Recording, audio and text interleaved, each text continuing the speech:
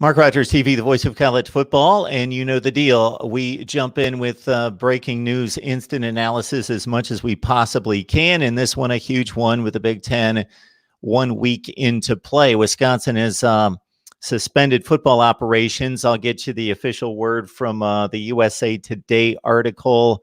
The Big Ten football game, Wisconsin-Nebraska on Saturday, canceled because of positive COVID-19 tests among players and staff, including head coach Paul Chryst.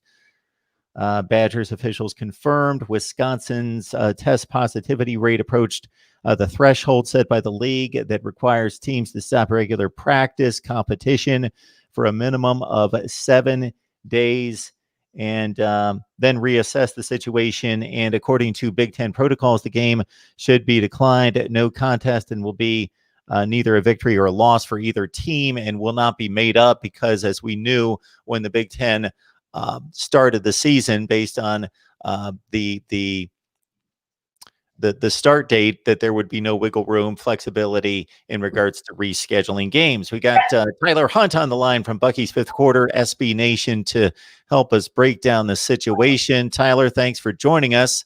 And as I mentioned to you just a minute ago before we started to record here, man, I wanted to have you on, talk about that 20 for 21 performance by Graham Mertz and the Big Ten contention and the title race there in the Western Division. But man, we know that this could happen at any moment for any team, and it's hit Badger Nation. Yeah, it's unfortunate. I was excited to be talking Graham Mertz. I know Badger fans have been really excited to see him, and his performance Friday night was one that was pretty special. But unfortunately, circumstances have changed. Rumblings started, kind of Saturday evening, that there was some positive tests with Graham Mertz, and of course it kind of continued to snowball from there. I had a feeling that Graham Mertz wasn't going to be the only one that ended up coming back, and now it sounds like there's a total of 12 between the players and the coaching staff, including, as you mentioned, Paul Chryst. So it's going to be a challenge. I'm sure the numbers are probably going to continue to rise here. If you look at the state, it's continuing to rise. So I can't really be too surprised with the state situation that we have here in Wisconsin. Unfortunately, I believe there was like 71 new reported deaths for COVID in our state yesterday. So the numbers, it's not just the UW football team. It's kind of going everywhere in the state. And unfortunately, when you don't have a lot of buffer room, with weeks built in, this was kind of bound to happen. I don't think it'll be only a Wisconsin thing by the end of the Big Ten season. Unfortunately, I think this is going to be something that happens with probably some other programs. Hopefully not. Hopefully, the Badgers are the only one that have to deal with it, and the Big Ten can keep going. But I wouldn't hold my breath for that. So the numbers that I saw, Tyler, were 6 football players that tested positive, and then 6 other staff members, including, of course, Paul Chryst. Yep, that's the numbers that we got in the presser, or the press release not too long ago. I know they are waiting on some other tests, so there's some pending tests as well. So I would be surprised if that number held at 12. I think it'll probably go up just based on if you're waiting for pending tests, it means that you're probably waiting for kind of bad news on that second one. So I would guess you'll see a higher mark here at some point, but as of right now, it's just a total of 12. So we'll see. Yeah. So initially, Graham Mertz, that news came out on Sunday night that he had tested positive. We were waiting for his second test, and then his backup, Chase Wolf, also tested positive that initial test. And we're talking about the second and third guys, of course, with the Jack Cohn injury that has, I believe it's a broken foot, where he could be out for the entire season. So we were down to possibly a fourth quarterback at that point. And I looked up his name, but it doesn't matter right now. You'll know it. But Danny Vandenboom, was that it? Yep, that's it. Yep, Danny Vandenboom is the fourth stringer. He's actually a very well-known kid in the state. Had a really successful high school career, so he was pretty good. I believe he was undefeated as a starter at a local school here, then at Harland Arrowhead. So not sure what he was ready or what he was going to bring, but it was definitely something that I was kind of excited to see. He's only gotten into a couple games, but I was more excited to see Graham Mertz. So we'll see how it plays out going forward. I don't know who's going to be available still. If they play the Purdue game next week, who's going to be the quarterback? I don't know right now. That's still a situation that's up in the air. But right now, it's a matter of, are we going to play, not who's going to play quarterback. So it's a tough situation right now. But hopefully they can figure out a way to get ready for next week. I'm not sure. So. Yeah, regardless of who can take the snaps next Saturday, I think everybody would be happy just to see a football game that could be safely played next Saturday against Purdue. But I would say that based on the quarterback situation and what we saw against Illinois and knowing about the personnel lost along the offensive line, and a guy named Jonathan Taylor, and then long litany of great Wisconsin running backs, that it appeared to be more of a running back by committee. We don't have a superstar. Garrett Grosh, Nakia Watson might have the best ceiling, but where the quarterback is more vital to this offense than maybe ever before. Yeah, no, for sure. I think coming into this year, we expected the Badgers to throw the ball more, with whether it be Cone or Graham Mertz. We thought, they had 4 experienced receivers. They've got a young kid in Chimere Dike, who was a freshman receiver that they're pretty high on. So it looked like, based on personnel wise, you might see Wisconsin throw it a little bit more. And then you saw the opener from Graham Mertz and you thought, man, if they can do the Paul Chryst offense surrounding, back when Russell Wilson was there, kind of that play action, run it to establish a run and then throw off of that. If you could do that this year without Jonathan Taylor, that would really help you. But unfortunately, it didn't. It looked really good in the passing game the opening night in Illinois. Running game wasn't super strong, so you probably need to get that better, which I was excited to see kind of this weekend with Nebraska, because Wisconsin has historically run the ball incredibly well against the Huskers. So I was hoping to see the run game get right this week, but unfortunately there's some bigger circumstances at work here to worry about. So there's also a huge consideration here with the Big Ten as opposed to the other leagues, and what we have seen thus far with the NFL, and a 10-day quarantine where the quarantine period is 21 days. So I've discussed it many times here, even before there was an actual case. Man, this could tear somebody's season apart. And with 6 players at this point, if they can keep it confined, then there's hope for next Saturday and then continuing the season. But my goodness, there's not going to be a Graham Mertz for 21 days for 3 games. And then we're talking about removing him completely from the football team. We're not talking about a regular injury, 3-week prognosis. He's not going to be ready to play the first day back. He hasn't worked with the offense, hasn't done anything. So the quarterback situation is in a lot of peril, possibly for an extended period of time. And in a shortened season, we're talking about half the season. Yeah, pretty much. I mean, you look at the way it was shaping out, if Graham Mertz wasn't able to go this week, I think people were confident in Chase Wolf to be able to go out and get it done. I think he's a pretty talented player as well.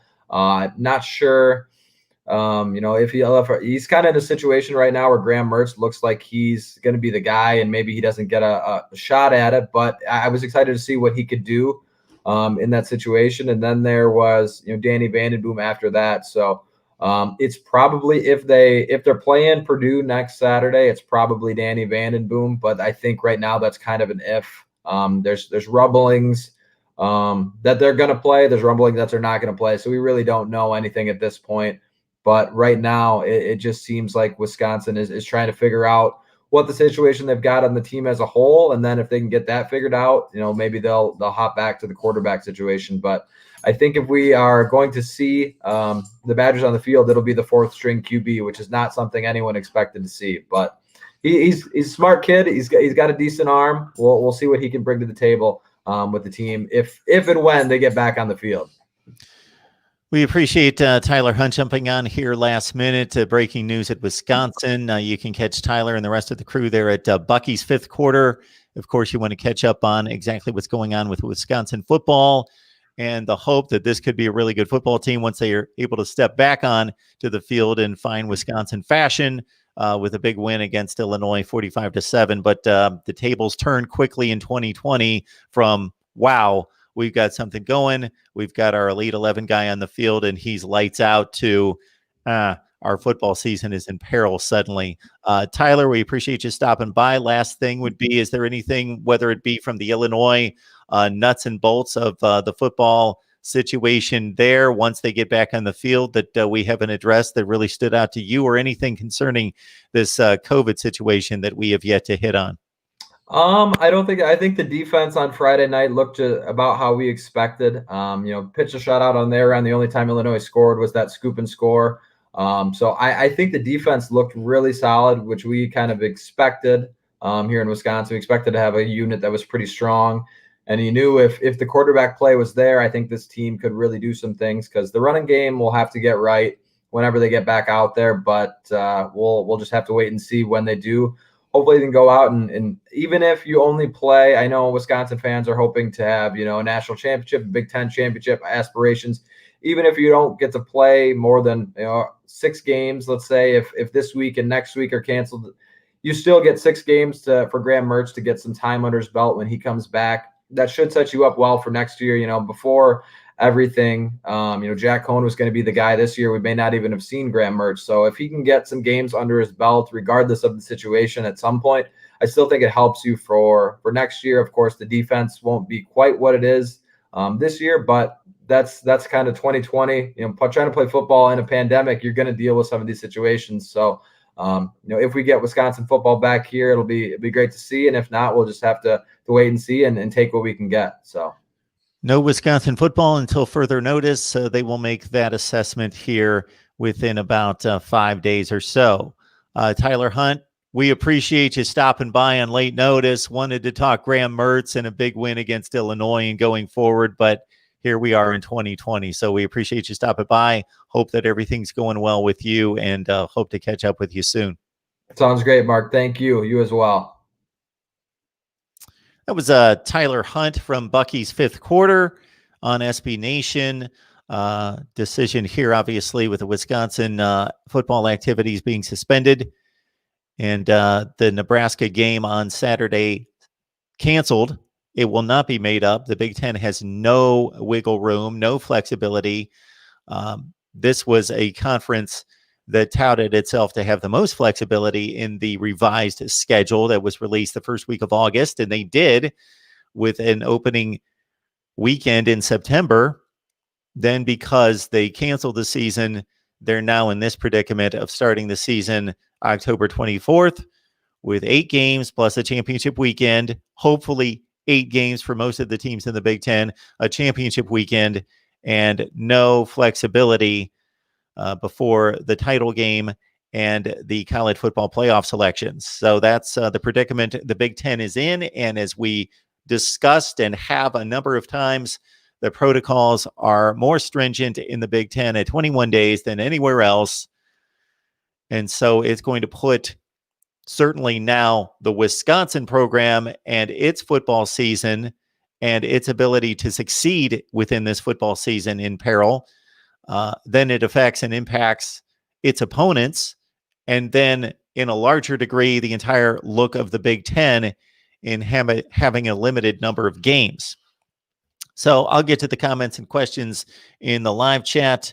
I've got a busy day here at Mark Rogers TV, the voice of college football.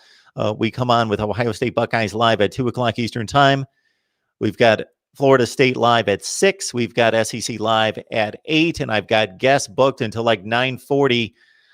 And then also on top of all of that, tons of recordings in between. We just talked to Justin Rowe from Michigan, and we've got a Texas A&M writer coming on in just a few minutes to talk Texas A&M football. We will record that and, of course, release that Texas A&M Arkansas preview. All right. There you go, Michael. I'm with you. By all indications, and this is certainly only one layer of the COVID concerns, is the individual's health. Of course, it's contagious, and the spread of it is the more far-reaching concern. But for anyone concerned about Graham Mertz, I don't know that this has been verified, but he seems to be doing just fine. Yes, bowl season could be difficult. As we know that there are hardly any bowl dates that have been substantiated. So that's going to be a free-for-all once we get to that point. The game cannot be rescheduled unless possibly there are, and we discussed this a couple of weeks ago on the Ohio State live show, unless there are other Big Ten cancellations that open up other spots, and then previous teams that had been impacted have bye weeks that can be matched up. I don't know if they're going to go to that extent to try to, they worked that type of flexibility and that puzzle approach into the original revised schedule, where they said we've built in pockets to where we can see where if this game gets canceled, if this program is impacted for 3 weeks, then we can slide. But with this revised schedule and 8 games, 8 weeks, championship weekend, no other buffers, I don't know that that's possible. I don't know if they'll be looking for those opportunities because they may exist. If there are enough cancellations, unfortunately, it may open up opportunities to match up teams later that have been impacted either directly or by another team canceling its game.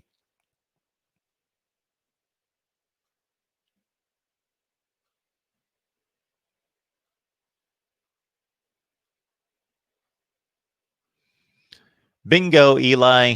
That's the issue right there. You can't even determine the 4 best teams with so few non-conference games. Basically, no non-conference games of significance, of relevance. None. UCF played Georgia Tech. Big deal. Georgia Tech's not a factor. UCF is now not a factor. In the Big 12, the only non-conference games that have impacted any Power 5 teams are in a negative way by the Big 12 looking so bad against the Sun Belt Conference. But in regards to the Power 5 conferences playing one another, I've said from the start, the only somewhat fair way to analyze these teams at the end of the season is to put the perception to the side that the SEC is the best and the Big Ten's the second best probably, and then the Pac-12 is bad and all of that. And to basically judge these conferences on their own merit within conference play. And then also consider that there are going to be more games played by the ACC and the SEC and the Big 12 than the other 2 conferences, and there should be credit given there as well. But basically, I would think that the fair way to evaluate conference champions would be to say, look at their records. So if Alabama's 10-0 and Oklahoma State's 8-2, well, forget how good you think the 2 conferences are. Alabama's 10-0. Oklahoma State's 8-2. Alabama gets the nod, and those are probably not good examples. But if you follow me, Team A, Team B, one's a conference champion at 10-0, the other one's a conference champion at 8-2. That's an obvious situation. Now, if they're both 10-0 or they're both 8-2, then we need to evaluate how dominant they were against their conference.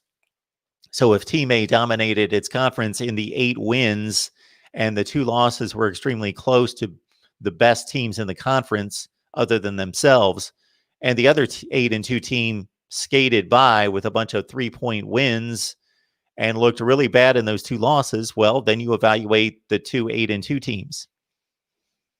That's the only somewhat fair way to do it. I don't believe that there is a completely fair way to fit 5 conferences into 4 spots, and that doesn't even take into consideration what Cincinnati's doing right now and potentially Boise State.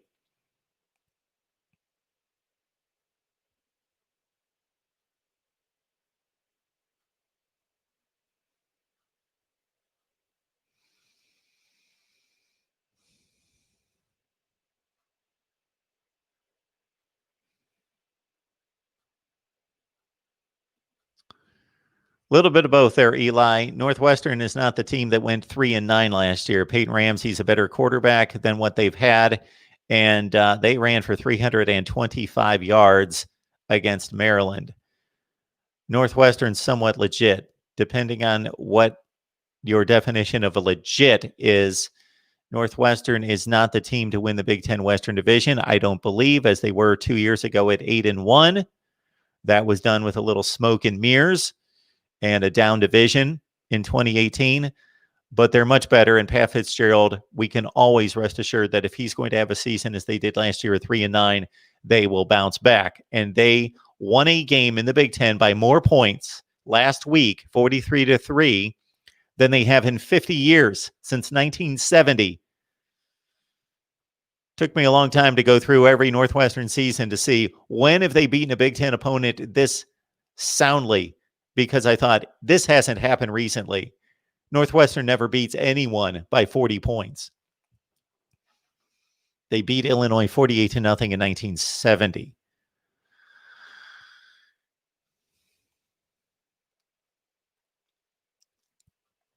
Yes, we were all excited to see Graham Mertz play some more football. He was lights out. Granted, he was barely touched in that game. Let's keep that in mind. Quarterbacks are affected by pressure. But yeah, he looked great. No question, he looked great.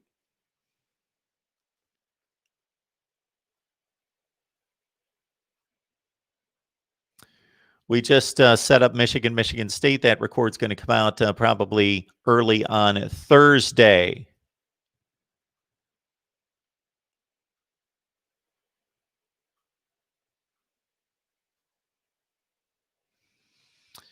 Frank the Legendary, I appreciate the comment about 2 more teams in the playoffs. We don't want to add 2 teams to the playoffs.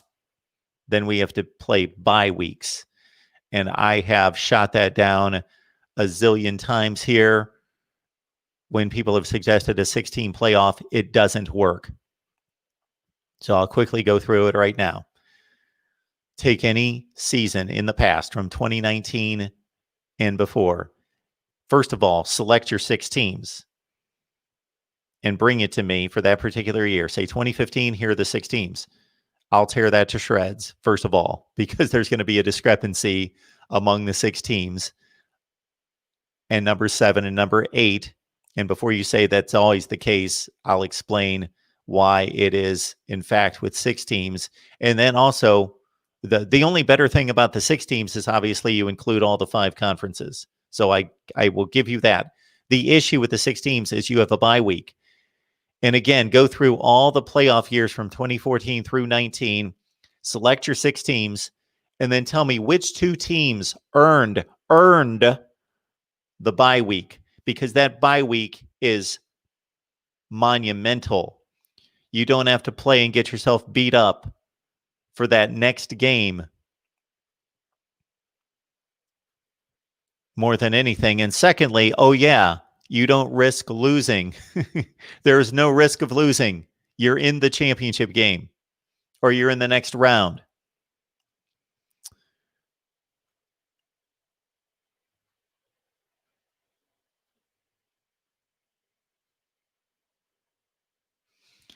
Last year, in fact, 3 undefeated teams. What 2 teams get the byes?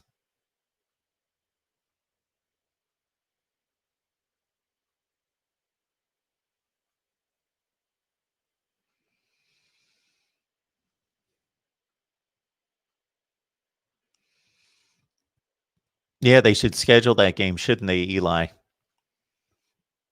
BYU is going to go undefeated against that schedule. They are going to go undefeated. For anybody who's joining us now, we're up to 137 on the line here at MarkRogersTV, the voice of college football. First of all, I hope you're hitting that like button. Secondly, you are joining us live. Therefore, you have missed our conversation with Tyler Hunt from Bucky's Fifth Quarter on the Wisconsin situation, canceling the game against Nebraska and suspending football activities. And I'm forgetting the number of days that they have to be suspended until, I think it was 1 week, until they reassess the situation. But there are 12 people in question that tested positive, 6 players and 6 staff members, including head coach Paul Chryst. So we had a good conversation with Tyler Hunt concerning the Wisconsin football situation. If they're able to get on the field against Purdue in a week, what the quarterback lineup looks like. Get used to the name Danny Vandenboom. That sounds like a Wisconsin quarterback. So please check out the video once it posts. Hugh Freeze is at Liberty. Queen City G, the Big Ten should have started when the ACC and Big 12 started, or at least when the SEC started, period. Yes. We addressed that situation, and certainly the Big Ten initially had the most flexibility and stated, we are going to play first, so we have that flexibility. So the Big Ten actually sent out that revised schedule the first week of August, 3 days before they canceled the season, to say, we're playing first, we're getting on the field first, so we have flexibility. And then this happened. They changed their minds. Harlord, if you don't have anyone to play, you're automatically punished. That's unfortunate. I get it, but who are they supposed to play? They have nobody to play. Everybody needs to be able to play somebody. That's the way all this works. So it automatically punishes the other team. Eli, the Big 12 is straight doo-doo, worse than last year's ACC. They're worse than the Sun Belt. Well, according to the play on the field between Kansas State and Arkansas State, and also Iowa State and Louisiana, we're talking about Kansas State, who is now in a tie for first place in the Big 12, and Iowa State, who lost by one field goal to the highest ranked team in the Big 12, Oklahoma State, the number 5 team in the nation, number 6 in the poll that really doesn't count, and the one that makes sense, they're number 5. So, hey, blast away, blast on the Big 12. That's a legitimate statement. Joel says Hugh Freeze is a great coach and probably be hired next year at top 5 conference college. He's a capable coach. He's a good coach. Great. I'll reserve that statement. Northwestern might win the West if Whiskey has to cancel their season. Sure. Got Justin Bays on the line, looking forward to the boys up north being in the top 10 when we meet at the end of the year. Ridiculous COVID protocols have me real worried, though. Yes, one positive test will obviously not bring down the football team, but one positive test to the wrong player, Justin Fields, somebody like that, 3 weeks could kill a season. Now, this Ohio State team, I think, is good enough, or I would say before what I saw in Minneapolis on Saturday night, this Ohio State team is probably good enough with a backup quarterback to win the Big Ten.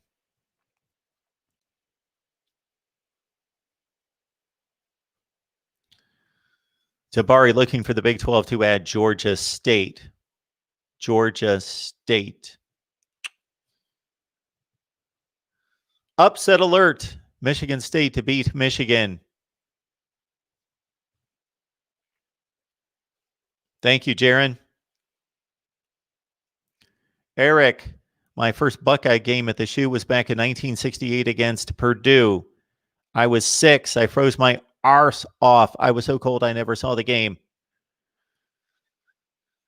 And who was quarterbacking that Purdue team? Anybody? His son is a prominent color analyst on Monday Night Football now. Eli, last year LSU would have gotten a bye, then either Ohio State or Clemson. Exactly, that's the problem. Either Ohio State or Clemson. And why LSU? Why LSU?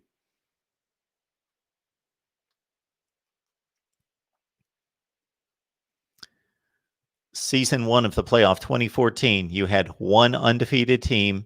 You had 3 teams with 1 loss. Oh, by the way, we let 2 teams miss the playoffs that had 1 loss, that won a conference. So we had this controversy between Ohio State, TCU, and Baylor that should have actually existed between Ohio State, TCU, Baylor, Oregon, and Alabama. I don't know why those 2 teams, Oregon and Alabama, were given passes into the playoffs. So you tell me who should have made the playoffs. It seems obvious now, but still TCU and Baylor had just as much of a right to the playoff. And then how do you divide those two teams? How do you separate the two teams that would have received a bye in 2014 or in 2015 when you had one undefeated team and then a bunch of one-loss teams? 2016, one undefeated team, bunch of one-loss teams. 2017, a bunch of one-loss teams and one-loss teams that missed the playoffs. In 2018, we had two undefeated teams, Alabama, Clemson, Notre Dame. And I know that everyone's going to say that Alabama and Clemson should have been the two teams with the byes, and I get it. Notre Dame did not play in a conference championship game, but that's revisionist history as well, by us knowing that Clemson and Alabama were the two best teams. Three undefeated teams in 2018. Who gets the byes? Then a bunch of one-loss teams. And again, we're leaving out one-loss teams that missed the playoffs. 2019, who gets the byes? We don't want byes. They don't work. They work in the NFL to a certain extent because those teams earned the bye. They earned it based on an objective system in which they are playing the other 15 teams in their conference repeatedly. All those teams are churning out games against each other. Therefore, the objective process of playoff selection and who wins a tiebreaker to win a division and who wins a tiebreaker to earn a bye, it's all objective. It all makes sense. What happened to Minnesota last weekend? Poor punting,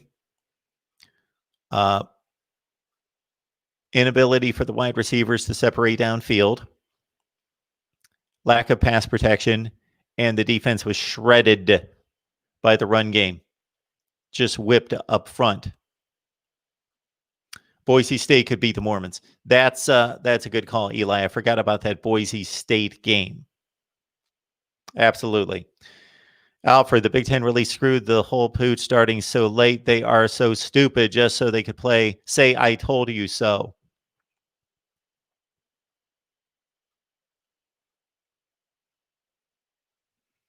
David, thank you so much for pointing out to everyone that they're just watching and taking it in and commenting and engaging like we all want them to do. But please hit the like button. Thank you. And let's see, what am I looking at? It's 1:05. We've got Ohio State Buckeyes Live coming up, and I've got an Auburn guy standing by to do a record. So, and I need my voice to last until after 10 o'clock because I'm going to be sitting here until after 10 o'clock, and I still have yet to get anything to eat. So, my thoughts on the Pac-12, considering the playoff, is that somebody needs to go undefeated. Most likely. But again, to answer these questions in a vacuum is impossible. You have to give me a scenario for the entire nation.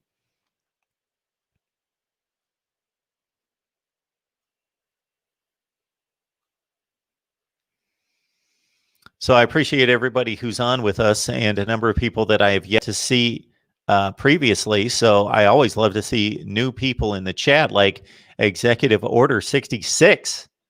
Nice. Rich B. I've yet to see you in our chat. So everybody, please subscribe, like the videos, comment, lock it in here. We're here every day talking college football.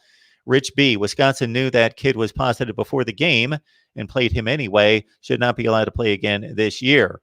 Hard line. Rich.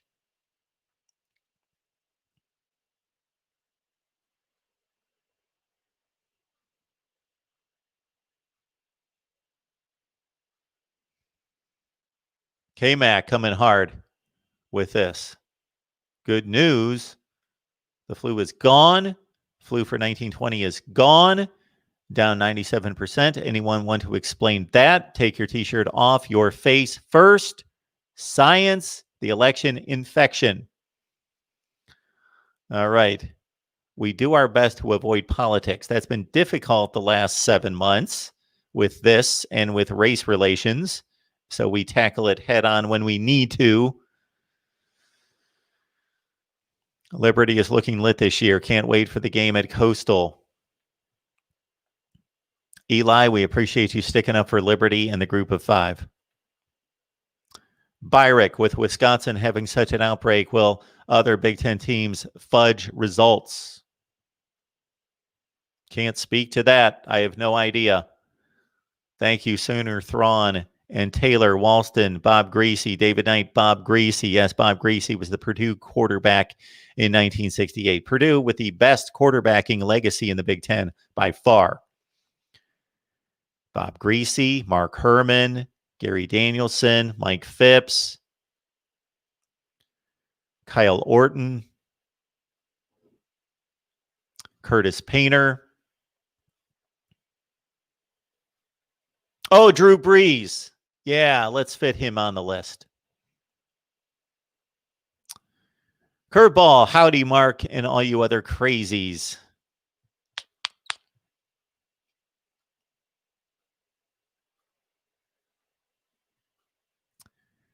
All right. A dog named Brutus, good to see you as well, sir.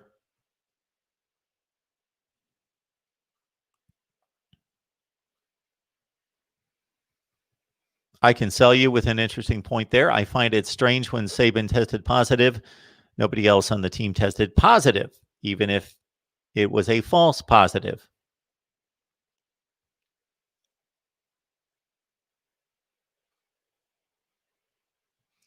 Alfred, thank you so much. Kentucky will win the SEC East.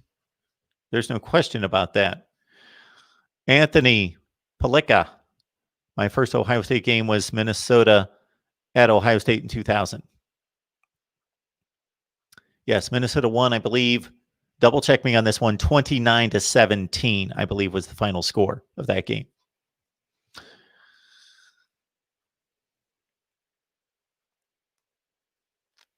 All right. I could be here forever.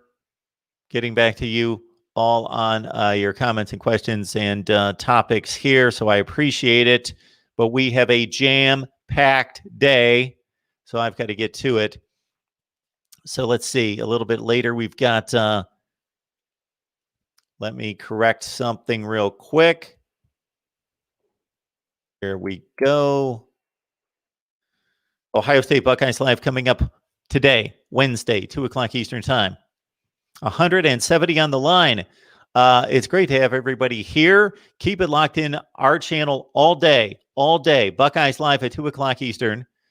Florida State Live at 6. SEC Live at 8, with about 7 guests lined up at this point to break down the SEC and preview the weekend. And in between all that, I'm going to be recording segments for the next couple days. Michigan, Texas A&M, and others. So we appreciate everybody being here. The Super Chat's always available to you to help support the effort. And man, we're getting so many people on the line here. Hojo Bo 4, if they miss 3 more games, does that mean they won't be eligible for the Big Ten championship game? Good news for Nebraska. That has yet to be addressed by the Big Ten or any conference. If they have an 8-game schedule, a regular season schedule, that determines who plays that final weekend, and one team only plays 3 games, are they eligible? They're 3-0, and there's somebody else who's 6-1. These issues have yet to be addressed by the Big Ten or any of the conferences, because why open that up? Don't open up Pandora's box until you have to actually deal with that particular situation.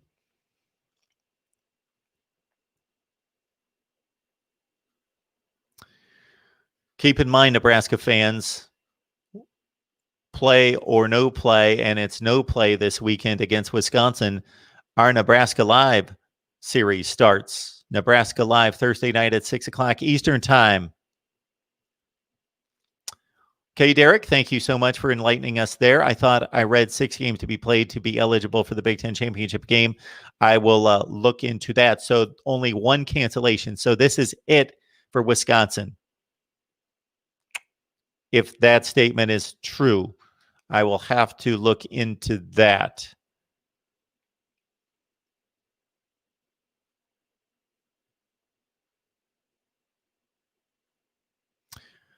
All right, everyone. I appreciate it. Snake Spence, McD, Eli, Curveball.